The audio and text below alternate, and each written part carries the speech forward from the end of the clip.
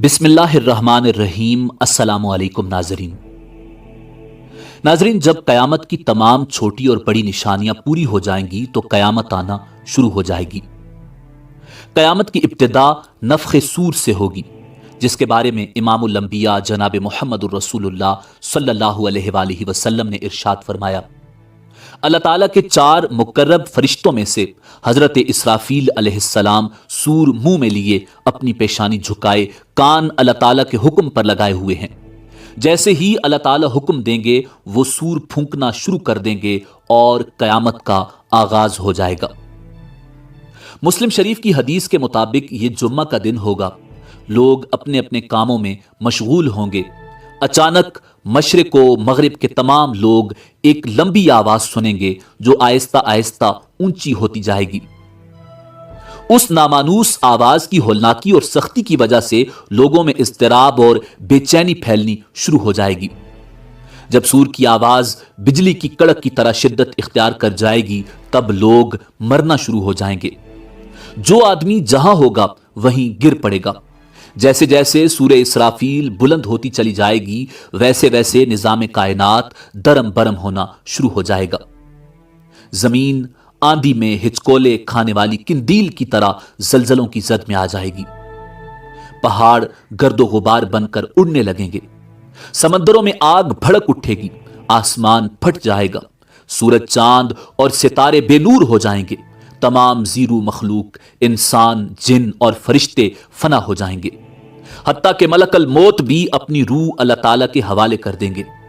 ہر جاندار اور غیر جاندار چیز فنا ہو جائے گی، بس صرف ایک اللہ وحدہ لا شریک کی ذات ذوالجلال والاکرام باقی رہ جائے گی، اور اللہ سبحانہ و تعالیٰ کا یہ ارشاد مبارک پورا ہو جائے گا، کل من علیہا فان ویبقى وجہ ربک ذو الجلال والاکرام۔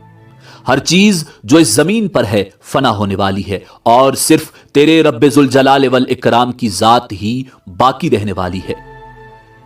جب ہر چیز فنا ہو جائے گی تو اللہ سبحانہ و تعالی اعلان فرمائیں گے، این الجبارون این المتکبرون لمن الملک اليوم۔ دنیا میں جبار بننے والے کہاں ہیں؟ دنیا میں متکبر بننے والے کہاں ہیں؟ آج کے روز بادشاہی کس کی ہے؟ طویل سناٹے کے بعد اللہ سبحانہ و تعالی خود ہی اس سوال کا جواب ارشاد فرمائیں گے، للہ الواحد القہار۔ آج کے روز بادشاہت صرف اللہ واحد اور قہار کی ہے۔ مسلم شریف کی حدیث کے الفاظ یوں ہیں، انا الملک این الجبارون المتکبرون۔ میں ہوں بادشاہ، کہاں ہیں دنیا کے جبار اور متکبر؟ ایک طویل مدت جس کا علم اللہ سبحانہ و تعالیٰ کو ہے سکون اور سناٹے میں گزر جائے گی۔ پھر جب اللہ تعالیٰ چاہیں گے نئے سرے سے آسمان، زمین اور فرشتوں کو پیدا فرمائیں گے۔ نئی زمین میں عمارتوں، درختوں، پہاڑوں اور سمندروں کا نام و نشان تک نہیں ہوگا، بلکہ وہ سفید، ہموار اور چٹیل میدان ہوگی جو اپنے رب کے نور سے خوب روشن ہوگی۔ انسانوں کو دوبارہ پیدا کرنے کے لیے آسمان سے ایک بارش نازل ہوگی جس کے نتیجے میں ہر انسان کی ریڑھ کی ہڈی سے پورا انسانی ڈھانچہ تیار ہو جائے گا اور اس پر گوشت پوست بھی چڑھا دیا جائے گا۔ اس کے بعد جناب اسرافیل علیہ السلام کو دوسری مرتبہ سور پھونکنے کا حکم دیا جائے گا اور تمام انسان ننگے پاؤں، ننگے بدن اور بے ختنہ اٹھ کھڑے ہوں گے جس طرح ماں کے پیٹ سے پیدا ہوئے تھے، اور اللہ تعالیٰ کا یہ فرمان بھی پورا ہو جائے گا کہ تم لوگ فردن فردن ہمارے پاس حاضر ہوگے جس طرح ہم نے پہلی مرتبہ تمہیں پیدا کیا تھا۔ سب سے پہلے امام الانبیاء جناب محمد الرسول اللہ صلی اللہ علیہ وآلہ وسلم اپنی قبر انور سے اٹھیں گے، پھر حضرت عیسیٰ علیہ نبینا علیہ السلام اور دیگر انبیاء کرام، شہداء، صلحاء، فضلاء اور اہل ایمان اٹھیں گے، پھر فساق، فجار اور پھر کفار و مشرکین۔ قبروں سے کافر، مشرک، فاسق اور فاجر لوگ اپنے اپنے اعمال کے مطابق اٹھیں گے۔ کوئی اندھا، کوئی بہرا، کوئی لنگڑا، کوئی چونٹی کی شکل میں اور کوئی سر کے بل اٹھے گا۔ کافر اس غیر متوقع زندگی کے مناظر دیکھ کر شدید خوف اور دہشت کی کیفیت میں مبتلا ہوں گے۔ आंखें पत्थराई होंगी, दिल कांप रहे होंगे, कलेजे मुंह को आए होंगे। कोई गमगुसार और मददगार नहीं होगा, ना ही कोई किसी दूसरे की तरफ देखने या ध्यान देने वाला होगा। अहले ईमान भी अपने अपने ईमान और अमाल के मुताबिक कब्रों से उठेंगे। शहीद अपनी शहादत के ताजा बहते हुए खून के साथ उठेगा। हालत एहराम में फौत होने वाला हाजी तलबिया पुकारते हुए उठेगा, लब्बैक अल्लाहुम्मा लब्बैक, लब्बैक ला शरीक लक लब्बैक, इन्नल हम्द वन निअमत लक वल मुल्क ला शरीक लक। अहले ईमान के लिए दोबारा जिंदगी खिलाफ तवक्को नहीं होगी, लिहाजा उन पर खौफ और दहशत की वो कैफियत तारी नहीं होगी जो कुफ्फार और मुशरिकीन पर होगी। कब्रों से उठते ही हर इंसान पर दो फरिश्ते मुकर्रर कर दिए जाएंगे जो उसे मैदान हशर में पहुंचा देंगे। याद रहे कि मुल्क शाम का इलाका मैदान हशर होगा। लोगों को अपनी अपनी कब्रों से उठकर वहीं पहुंचना होगा। कुफ्फार में से जो लोग अपनी कब्रों से अंधे उठेंगे वो ठोकरें खाते गिरते पड़ते वहां पहुंचेंगे। जो लोग चूंटियों के जिस्म में उठेंगे वो लोगों के पांव तले रोंदे और कुचले जा रहे होंगे, और जो लोग सर के बल उठेंगे वो इंतहाई जिल्लत और रुसवाई के साथ ये सफर तय करेंगे। बाज काफिरों को आग हाँक कर मैदान हशर में ले जाएगी। काफिर जहां कहीं थक हार कर रुकेंगे आग भी रुक जाएगी, और जहां चलेंगे आग भी उनके साथ चलना शुरू कर देगी।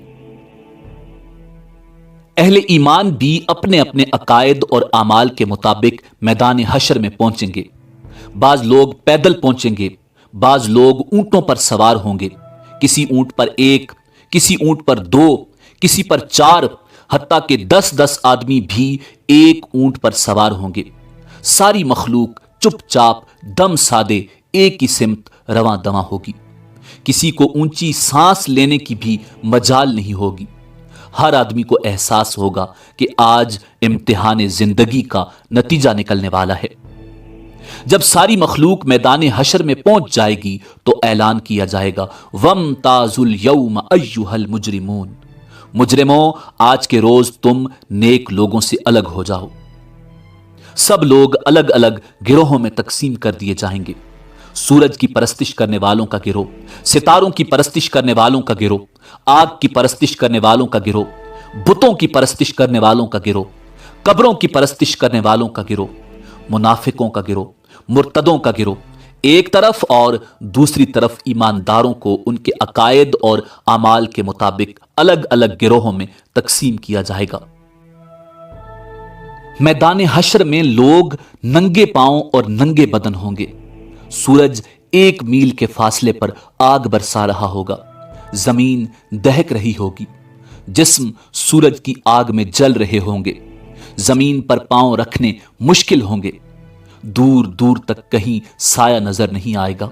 लोग अपने अपने अकायद और आमाल के मुताबिक पसीने में शराबूर होंगे। किसी को टखनों तक, किसी को पिंडली तक, किसी को घुटनों तक, किसी को जानुओं तक, किसी को कमर तक पसीना आया होगा। कोई सीना और गर्दन तक पसीने में डूबा होगा। कुफ्फार और मुशरिकीन को मुंह में पसीने की लगाम आई होगी, और बाज पसीने में डुबकियां खा रहे होंगे। भूख और प्यास की शिद्दत से लोगों का बुरा हाल होगा। भूख, प्यास और शदीद गर्मी की हालत में लोग 50,000 साल तक खड़े रहेंगे और तंग आकर अल्लाह ताला से दुआ करेंगे, या अल्लाह हमें इस मुसीबत से निजात दिला, खा जहन्नुम में भेज दे। याद रहे आज सूरज का हमारी जमीन से फासला 9 करोड़ 30 लाख मील है। इसके बावजूद जून और जुलाई में जमीन इस कदर गर्म हो जाती है कि 1 मिनट के लिए इस पर नंगे पांव खड़े होना नामुमकिन होता है। गौर फरमाइए उस रोज क्या हाल होगा जिस रोज जमीन का दर्जा हरारत आज के मुकाबले में 9 करोड़ दर्जे ज्यादा होगा। लाचार होकर लोग हजरत आदम अला नबीना अलैहिस्सलाम की खिदमत में हाजिर होंगे और अर्ज करेंगे, अल्लाह ताला ने आपको अपने हाथ से बनाया और अपनी रूह फूंकी, फरिश्तों से सजदा करवाया, जन्नत में जगह दी। आज हमारे लिए सिफारिश कर दें कि अल्लाह ताला हिसाब किताब शुरू करके हमें हशर की तकलीफ से निजात दे दे। حضرت آدم علی نبینا علیہ السلام فرمائیں گے آج میرا رب اس قدر غصے میں ہے کہ اس سے پہلے کبھی ہوا نہ آئندہ ہوگا۔ مجھ سے جنت میں اللہ تعالیٰ کی نافرمانی ہو گئی تھی جس کی وجہ سے مجھے اپنی جان کی فکر ہے، لہٰذا میں سفارش نہیں کر سکتا، تم لوگ نوح کے پاس چلے جاؤ۔ لوگ حضرت نوح علیہ السلام کی خدمت میں حاضر ہوں گے اور اپنا مدعا بیان کریں گے۔ حضرت نوح علیہ السلام بھی یہی کہیں گے کہ آج میرا رب اتنے غصے میں ہے کہ اس سے پہلے کبھی اتنا غصے میں نہیں تھا اور نہ اس کے بعد آئے گا۔ میں نے دنیا میں اپنی قوم کے لیے بد دعا کی تھی جس کے نتیجے میں وہ ہلاک ہو گئی۔ آج مجھے اپنی جان کی فکر ہے، میں سفارش نہیں کر سکتا، تم لوگ ابراہیم خلیل اللہ علیہ السلام کے پاس چلے جاؤ، وہ سفارش کریں گے۔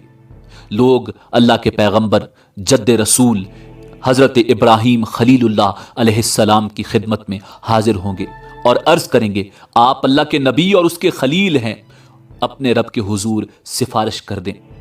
آپ دیکھ رہے ہیں ہماری کیا حالت ہو رہی ہے۔ حضرت ابراہیم علیہ السلام بھی وہی بات فرمائیں گے جو حضرت آدم اور حضرت نوح علیہ السلام نے کہی تھی۔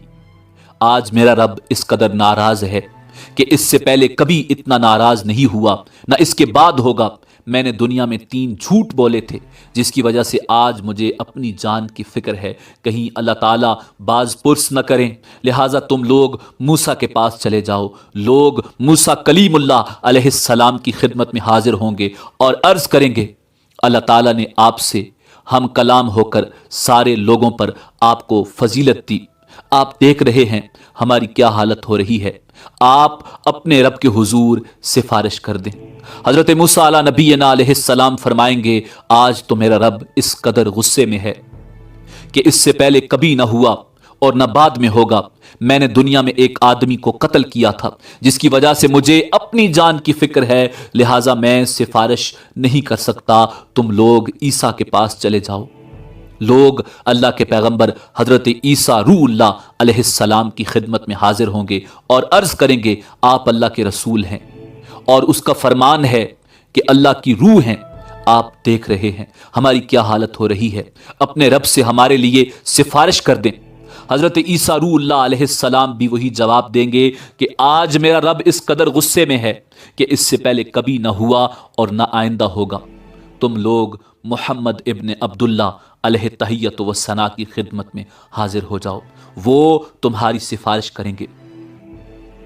لوگ سید الانبیاء رحمت للعالمین شفیع المسلمین کی خدمت میں حاضر ہوں گے اور عرض کریں گے آپ اللہ کے رسول اور خاتم الانبیاء ہیں، اللہ نے آپ کے اگلے پچھلے سارے گناہ معاف فرما دیے ہیں، آپ دیکھ رہے ہیں ہماری کیا حالت ہو رہی ہے، اپنے رب کے حضور سفارش کر دیجئے کہ وہ ہمارے حساب کتاب کا آغاز فرمائے۔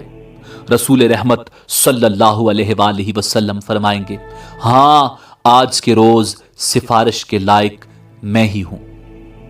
چنانچہ آپ صلی اللہ علیہ وآلہ وسلم کو میدان حشر سے شفاعت کے بلند ترین مقام محمود پر پہنچا دیا جائے گا جو جنت میں عرش الہی کے نیچے ہوگا۔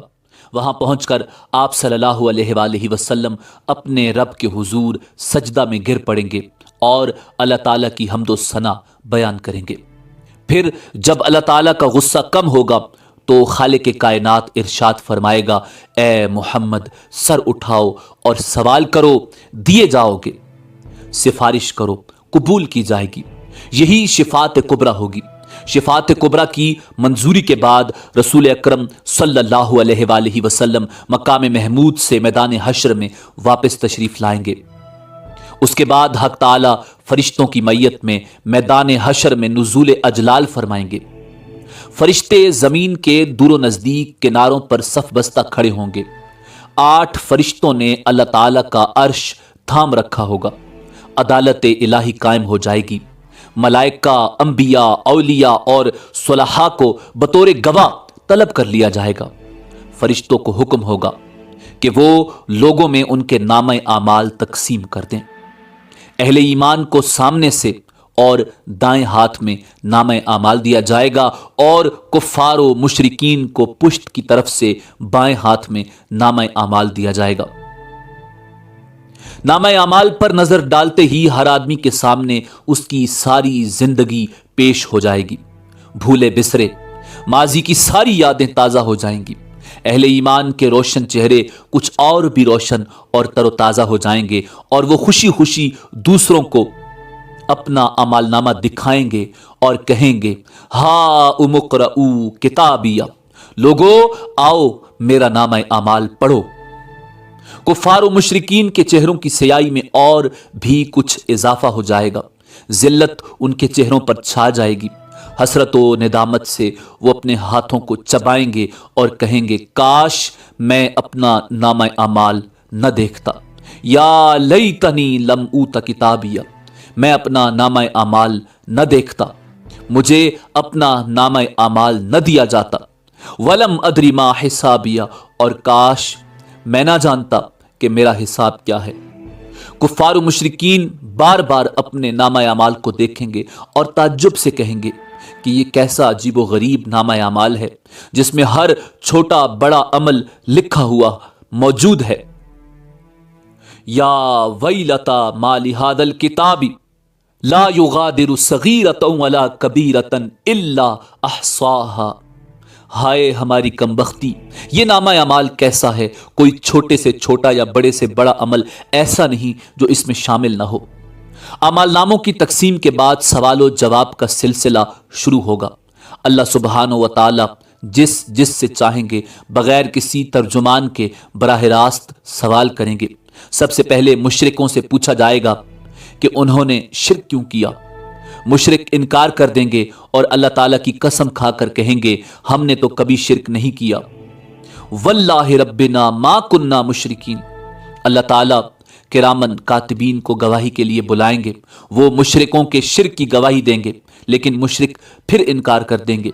शिर्क से भरपूर किरामन कातिबीन का तैयार किया हुआ नामा अमाल उनके सामने रख दिया जाएगा। मुशरिक उससे भी इनकार कर देंगे। फिर उस दौर के अंबिया, उलमा और औलिया को गवाही के लिए बुलाया जाएगा, तो वो उनके शिर्क की गवाही देंगे, लेकिन मुशरिक उससे भी इनकार कर देंगे। फिर कब्र या मिज़ार की वो जगह जहां शिर्क किया जाता था गवाही के लिए लाई जाएगी, वो भी मुशरिकों के शिर्क की गवाही देगी, लेकिन मुशरिक उसका भी इनकार कर देंगे और अल्लाह ताला से मुखातिब होकर कहेंगे, या अल्लाह, क्या तूने अपने बंदों को जुल्म से पनाह नहीं दी। अल्लाह ताला इरशाद फरमाएंगे, हाँ मैंने अपने बंदों को जुल्म से पनाह दी है। मुशरिक कहेंगे, आज हम अपनी ज़ात के अलावा किसी दूसरे की गवाही को तस्लीम नहीं करेंगे। अल्लाह ताला उनकी ज़बानों पर मोहर लगा देंगे और उनके आज़ा को बोलने का हुक्म देंगे। तब मुशरिकों के आज़ा गवाही देंगे कि हाँ वाकई ये शिर्क करते थे, और यूं उन पर जहन्नुम वाजिब हो जाएगी। मुशरिक अपने आज़ा को लान तान करेंगे कि हम तो तुम्हें जहन्नुम से बचाने की कोशिश कर रहे थे।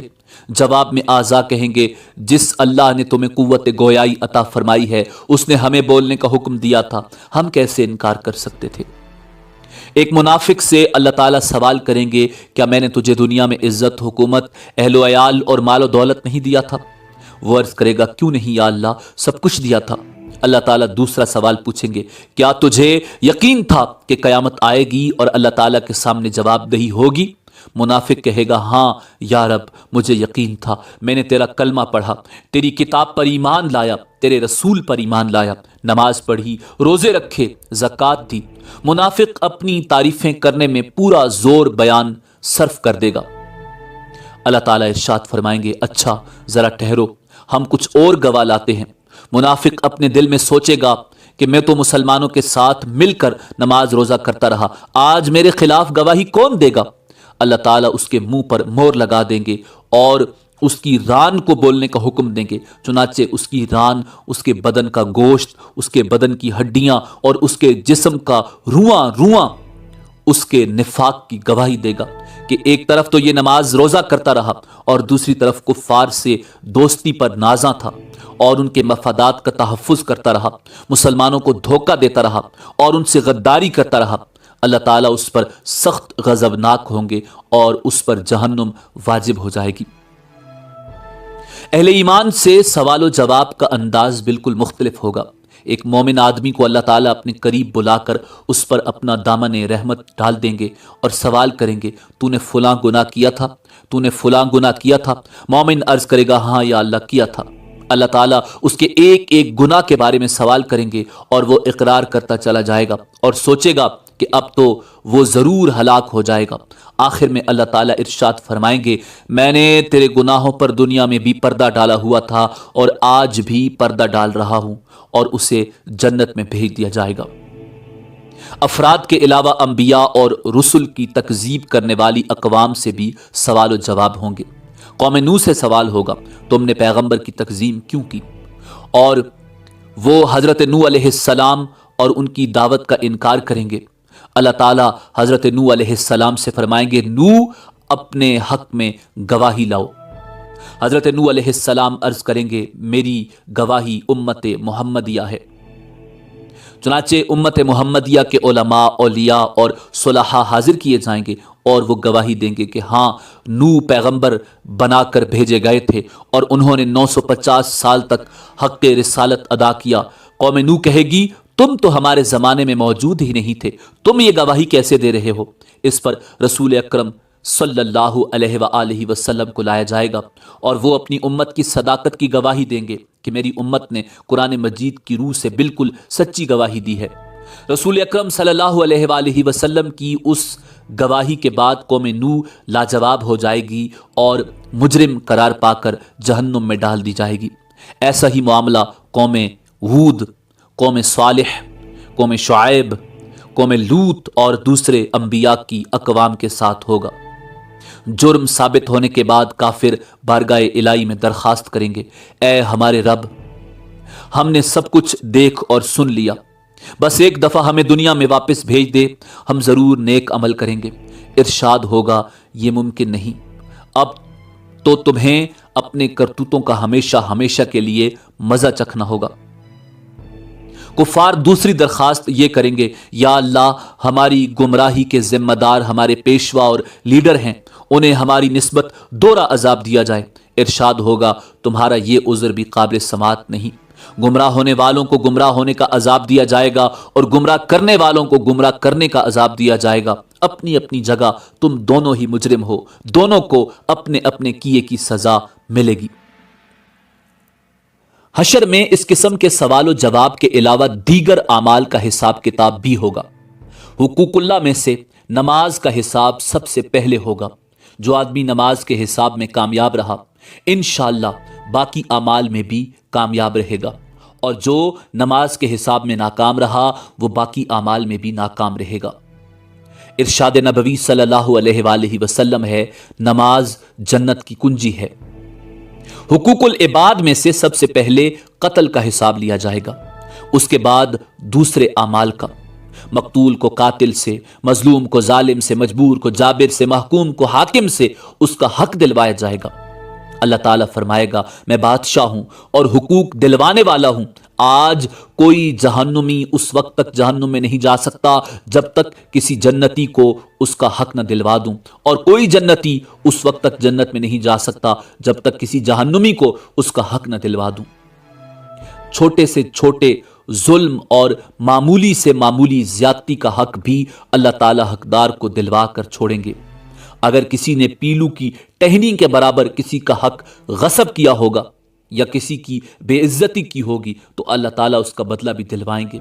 اگر کسی نے کسی جانور پر ظلم کیا اور زیادتی کی ہوگی تو اس جانور کا بدلہ بھی اللہ تعالیٰ لے کے چھوڑیں گے۔ حتیٰ کہ اگر کسی جانور نے کسی جانور پر ظلم کیا ہوگا تو ان جانوروں کو بھی ایک دوسرے سے حقوق دلوانے کے لیے زندہ کیا جائے گا اور مظلوم جانور کو ظالم جانور سے بدلہ دلوایا جائے گا، اس کے بعد انہیں دوبارہ مرنے کا حکم دیا جائے گا۔ بدلہ یا حقوق کی ادائیگی نیکیوں کے ساتھ ہوگی۔ ظالم نے مظلوم پر جتنا ظلم کیا ہوگا اس کے برابر اس کی نیکیاں لے کر مظلوم کو دی جائیں گی۔ اگر ظالم کے نامہ اعمال میں نیکیاں نہیں ہوں گی تو پھر مظلوم کے گناہ ظالم کے سر پر ڈال دیے جائیں گے۔ حقوق لینے اور دینے کے بعد تمام انسانوں کے نامہ اعمال اپنی آخری شکل میں وزن ہونے کے لیے تیار ہو جائیں گے اور اتمام حجت کے لیے میزان قائم کیا جائے گا۔ میزان میں جن لوگوں کی نیکیوں کا پلڑا بھاری ہوگا وہ کامیاب قرار پائیں گے اور جنت میں جائیں گے، اور جن کی برائیوں کے پلڑے بھاری ہوں گے وہ جہنم میں جائیں گے۔ بعض لوگوں کے میزان میں ایک نیکی کی زیادتی یا ایک نیکی کی کمی ان کے جنتی یا جہنمی ہونے کا فیصلہ کر دے گی، اور کہا جاتا ہے کہ ہر شخص کے اعمال تلنے پر ایک فرشتہ اعلان کرے گا کہ فلاں ابن فلاں کامیاب ہوا یا فلاں ابن فلاں ناکام ہوا۔ لوگوں کے نامہ اعمال کا وزن ان کے ایمان اور عقیدہ کے مطابق ہوگا۔ کفار، مشرکین، مرتدین اور منافقین کے ڈھیروں نیک اعمال کا وزن ذرہ برابر نہیں ہوگا، جبکہ ایک مومن آدمی کے نامہ اعمال میں 99 گناہوں سے بھرے ہوئے رجسٹر ہوں گے۔ اللہ تعالیٰ کے سوالوں کے جواب میں وہ اپنے گناہوں کا اعتراف کرے گا۔ اللہ تعالیٰ فرمائیں گے اس کے اعمال میزان میں تولے جائیں، نیکیوں کے پلڑے میں ایک چھوٹا سا کاغذ رکھ دیا جائے گا جس پر کلمہ توحید لکھا ہوگا۔ وہی کلمہ توحید اس کے گناہوں سے بھرے 99 رجسٹروں پر بھاری ہو جائے گا اور وہ جنت میں چلا جائے گا۔ میزان ان 3 جگہوں میں سے ایک ہے جس کے بارے میں اللہ تعالیٰ کے رسول امام الانبیاء جناب محمد الرسول اللہ صلی اللہ علیہ وآلہ وسلم نے ارشاد فرمایا کہ وہاں کوئی آدمی کسی دوسرے آدمی کو یاد نہیں کرے گا، نہ اس کی مدد کرے گا، نہ اس کے کام آئے گا۔ اگر کسی آدمی کی ایک نیکی میزان میں کم ہو گئی تو سارے میدان حشر میں کوئی بھی اسے ایک نیکی دینے کے لیے تیار نہیں ہوگا، نہ بیٹا، نہ بیٹی، نہ بیوی، نہ کوئی دوست، نہ کوئی پیر و مرشد، نہ کوئی رشتہ دار، بلکہ سب ایک دوسرے سے دور بھاگیں گے۔ سب سے آخری اور مشکل ترین مرحلہ صراط کا ہوگا۔ ہر آدمی کو پل صراط سے ہی گزر کر جنت میں جانا ہوگا۔ پل صراط بال سے باریک اور تلوار کی دھار سے زیادہ تیز ہوگا، جسے جہنم کے اوپر رکھا جائے گا اور لوگوں کو اس سے گزرنے کا حکم دیا جائے گا۔ گزرنے سے پہلے پورے میدان حشر میں ہر طرف مکمل تاریکی اور اندھیرا چھا جائے گا۔ ہر آدمی کو اس کے عقیدہ اور اعمال کے مطابق صراط سے گزرنے کے لیے نور دیا جائے گا۔ اہل ایمان کو 2 نور کی مشلیں دی جائیں گی، بعض کو ایک مشل دی جائے گی، بعض لوگوں کو ٹمٹماتے چراغ کی روشنی دی جائے گی، حتیٰ کہ سب سے کم درجہ اس شخص کا ہوگا جس کے پاؤں کے انگوٹھے پر روشنی ہوگی۔ اہل ایمان پل صراط سے گزرتے ہوئے اللہ تعالیٰ سے دعا مانگیں گے، ربنا اتمم لنا نورنا واغفر لنا انک علی کل شیء قدیر۔ اے ہمارے پروردگار، ہمارا نور آخر دم تک قائم رہے، ہمیں بخش دے، بے شک تو ہر چیز پر قادر ہے۔ بعض اہل ایمان بجلی کی تیزی کے ساتھ پل صراط عبور کریں گے، بعض ہوا کی تیزی کے ساتھ، بعض تیز رو گھوڑوں کی رفتار سے اور بعض اونٹوں کی رفتار سے عبور کریں گے۔ بعض لوگ دوڑتے ہوئے، بعض لوگ عام چال سے اور بعض سست رو ہوں گے، بعض گرتے پڑتے، ٹھوکریں کھاتے اور زخمی ہوتے عبور کریں گے۔ پل صراط کے دونوں طرف خودکار کنڈے یعنی ہکس لگے ہوں گے جو اللہ تعالیٰ کے حکم کے مطابق بعض لوگوں کے چلنے میں صرف رکاوٹ ڈالیں گے، بعض لوگوں کو پل کے اوپر ہی بار بار گراتے رہیں گے، بعض لوگوں کو صرف زخمی کریں گے اور بعض کو کھینچ کر جہنم میں ڈال دیں گے۔ کچھ لوگ چند قدم ہی چلیں گے تو انہیں جہنم میں گرا دیا جائے گا، بعض لوگ کچھ فاصلہ طے کر لیں گے تو جہنم میں گرا دیے جائیں گے، بعض لوگ نصف فاصلہ طے کرنے کے بعد گرائے جائیں گے، بعض صراط عبور کرنے کے قریب ہوں گے تو گرا دیے جائیں گے۔ انسان کے اعمال صالحہ صراط پر نہ صرف نور مہیا کریں گے بلکہ انسان کی حفاظت بھی کریں گے، اور کہا جاتا ہے کہ قربانی کے جانور سواریوں کا کام دیں گے۔ صراط سے گزرنے کا منظر اس قدر ہولناک ہوگا کہ کسی کی زبان سے کوئی بات نہیں نکلے گی، صرف انبیاء کرام کی زبان سے یہ آواز سنائی دے گی، رب سلم رب سلم، یا اللہ ہمیں بچا لے، یا اللہ ہمیں بچا لے۔ صراط سب سے پہلے رسول کریم نبی محتشم صلی اللہ علیہ وآلہ وسلم اور آپ کی امت عبور کرے گی، بعد میں دیگر انبیاء اور ان کی امتیں عبور کریں گی۔ صراط عبور کرنے کے بعد تمام اہل ایمان پل صراط کے آخری حصے میں روک لیے جائیں گے۔ اور جن مسلمانوں کے درمیان کوئی غلط فہمی یا گلا شکوہ، غصہ یا ناراضگی ہوگی وہ دور کی جائے گی۔ جب سارے اہل ایمان مکمل طور پر پاک اور صاف ہو جائیں گے تب انہیں جنت میں داخل ہونے کی اجازت دی جائے گی۔ نبی کریم رؤوف الرحیم امام الانبیاء جناب محمد الرسول اللہ صلی اللہ علیہ وآلہ وسلم جنت کے دروازے پر تشریف لائیں گے۔ دروازہ کھلے گا، آپ اپنی امت سمیت جنت میں قدم رنجا فرمائیں گے۔ جنت میں داخل ہونے کے بعد آپ کو اپنی امت کی فکر لاحق ہوگی۔ آپ اپنی امت کا حال دریافت فرمائیں گے۔ جب آپ کو معلوم ہوگا کہ بے شمار امتی جہنم میں ہیں تو آپ اللہ کے حضور سجدہ میں گر پڑیں گے، اللہ تعالیٰ کی حمد و ثنا کر کے سفارش کی اجازت طلب کریں گے۔ طویل مدت سجدہ میں گزارنے کے بعد حکم ہوگا، اے محمد جاؤ، آپ کی امت میں سے جن کے دل میں جو کے دانے کے برابر ایمان ہے انہیں جہنم سے نکال کر جنت میں داخل کر دو۔ رسول کریم صلی اللہ علیہ وآلہ وسلم فرشتوں کو لے کر اپنی امت کے برگزیدہ افراد کے ساتھ جہنم کے کنارے تک جائیں گے اور فرمائیں گے، اپنے اپنے اعزاء و اقارب اور اپنی اپنی جان پہچان کے افراد کی نشانی بتاؤ تاکہ فرشتے انہیں نکال لائیں۔ چنانچہ ایسے لوگ جن کے دل میں جو کے دانے کے برابر ایمان ہوگا جہنم سے نکال کر جنت میں لے جائیں گے۔ اس وقت آپ صلی اللہ علیہ وآلہ وسلم کی امت اہل جنت کا 1/4 ہوگی۔ آپ کی سفارش دیکھ کر دیگر انبیاء کرام بھی اپنی اپنی امتوں کی سفارش کریں گے۔ امت محمدیہ کے شہداء، علماء، اولیاء اور صلحاء کو بھی شفاعت کی اجازت دی جائے گی اور وہ بھی اپنے اپنے اعزاء و اقارب اور جان پہچان کے لوگوں کی سفارش کر کے انہیں جہنم سے نکلوا کر جنت میں لے جائیں گے۔ رسول کریم صلی اللہ علیہ وآلہ وسلم جنت میں واپس پہنچ کر پھر امت کے بارے میں سوال کریں گے، اب میری امت میں سے کتنے آدمی جہنم میں باقی ہیں؟ آپ کو بتایا جائے گا کہ ابھی تو ہزارہ تعداد میں لوگ جہنم میں ہیں۔ آپ پھر سفارش کے لیے سجدہ میں گر پڑیں گے۔ اذن شفاعت ملے گا کہ آپ کی امت کے وہ افراد جن کے دل میں چونٹی یا رائی کے برابر ایمان ہے انہیں بھی نکال لاؤ۔ آپ حسب سابق امت کے علماء و اولیاء صلحاء کو ساتھ لے کر جہنم کے کنارے پہنچیں گے اور رائی کے برابر ایمان والوں کو جہنم سے نکال کر جنت میں لے جائیں گے۔ تب آپ کی امت اہل جنت کی 1/3 ہو جائے گی۔ آپ پھر استغفار فرمائیں گے، میری امت کے کتنے افراد ابھی جہنم میں ہیں؟ آپ کو بتایا جائے گا ابھی تو ہزاروں امتی جہنم میں ہیں۔ آپ اذن شفاعت کے لیے پھر سجدہ ریز ہو جائیں گے، اللہ تعالیٰ کی حمد و ثنا کریں گے۔ آپ کو پھر اذن شفاعت ملے گا کہ چونٹی یا رائی سے کم درجہ کے ایمان والوں کو بھی جہنم سے نکال لاؤ۔